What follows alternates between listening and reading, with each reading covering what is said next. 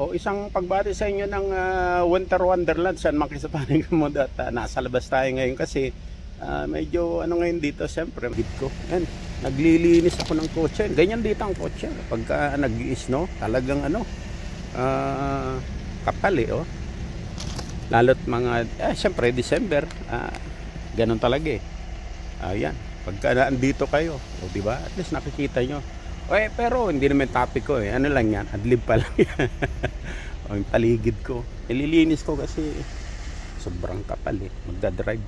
O ngayon ang tanong ko lang pagka gusto mo talaga magkajowa ng tisay, ang mindset mo importante talaga. Parang iisipin mo palagi pag mag-ano ka ng tisay, yung parang gumagawa ka ba ng teaser movie, yung sa umpisa pa lang, medyo yung parang papanoorin niya ng buo sa umpisa, kasi sa umpisa pa lang naman, hindi naman yung ang sinasabi ko kasi sa mga beginners, hindi naman ibig sabihin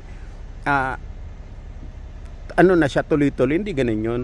Kasi yung unang-una talaga, parang yung importante sa umpisa yung communication skill, importante siya para pagka nag-actual date na kayo, yung sumama na. Kasi siyempre sa una, ang sinasabi ko yung matino yung may pinag-aralan, yung ganun, yung talagang gusto mo talagang jowain. Pero siyempre umpisa pa lang getting to know each other hanggang sa nakilala ka niya. Iba naman kasi mga nakikita nyo dyan ng mga sasabihin, one night stand kasi sa TV o kaya celebrity ka ba, hindi ka naman celebrity, ordinaryo ka lang. Kumbaga gusto mo lang magkajowa ng tisay.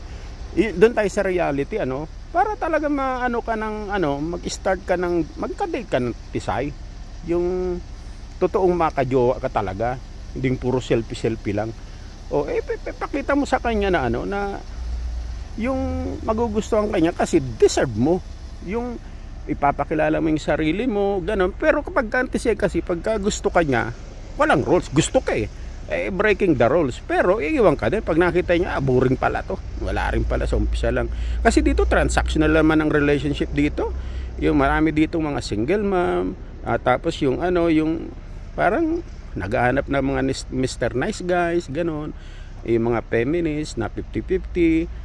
Ang love language dito talaga is more on luxury, money. Ang importante dito yung mamahaling cellphone kaysa mga virginity na yan. O yung body counts, dami nila para sila ritong yung tisayan Iba naman kasi ang Pinay. Kasi ang mga Pinay kasi, although siyempre maday marites dyan trabaho niyang ganyan. Iba naman yun. Hindi natin nunusgayin yung mga babaeng yun ang trabaho. Pero ang ibig sabihin, compare dito, yung body counts normal yan. Hindi mo kailangan bayaran kung gusto ka ganun dito but test and drive. Ngayon yung mga yung gusto mo talaga, halimbawa gusto mo yung down to earth, yung talagang siseryosohin mo siya, huwag ka talagang desperate. Isipin mo na para lang siyang kotse na na marami nang sumakay para hindi ka na-attach. Ngayon pagka gano'n yung para maging healthy ang relationship, tsaka huwag ka talagang boring, medyo bastos ka talaga. Ikaw yung pag inalikan mo siya tulak mo sa pinto, sa dingding, at sa gabi gawin mong 4-star, ilagay mo sa mindset niya na pagka nawala ka, di ka nababalik. Kaya nga tipong gano'n. Yan ang dito, modern dating dito. Talagang pero sa umpisa lang yan Hindi ibig sabihin yun ang gagawin mo for good.